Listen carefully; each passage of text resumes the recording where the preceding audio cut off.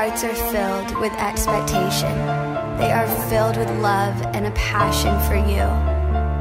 We have a hunger and a thirst that only you can satisfy. Lord, we enter this moment with anticipation.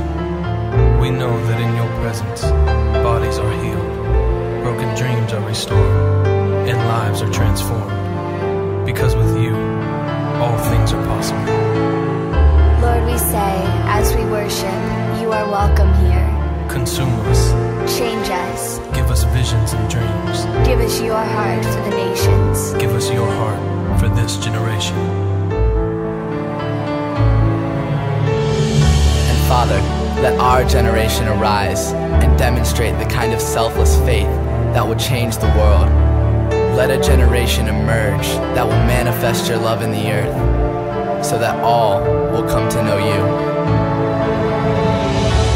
As we worship, let your presence fill this room. Release signs, wonders, and miracles. We'll be changed. We expect an encounter with you. And we know we'll never be the same as we worship. As we worship.